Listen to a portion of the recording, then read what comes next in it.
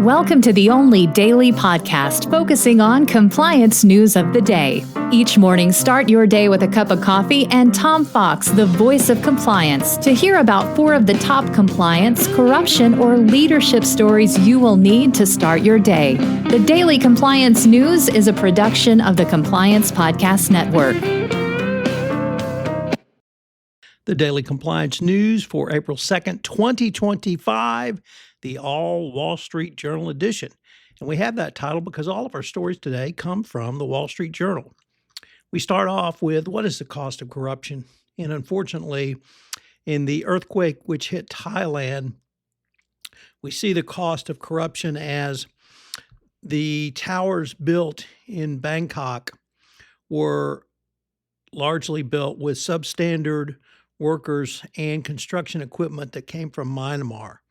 Now, whether there were bribes paid for these, it's unknown at this point.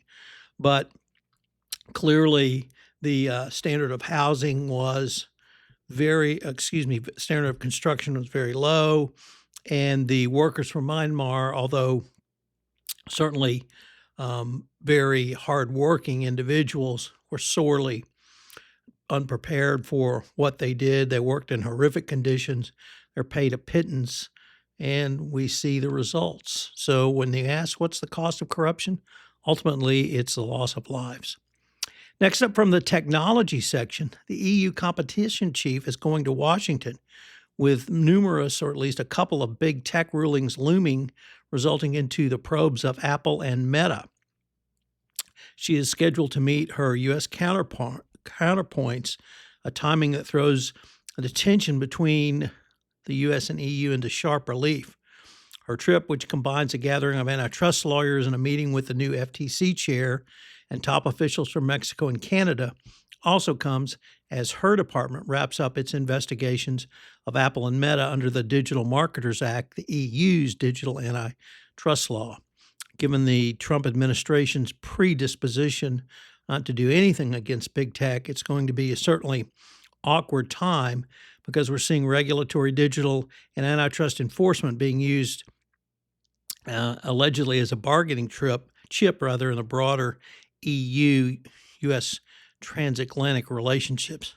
And of course, if Trump's involved, you certainly know that nothing good is going to come out of that. Next up, what do you do when your opening salvo of your press campaign is so bad that it knocks your company back several notches?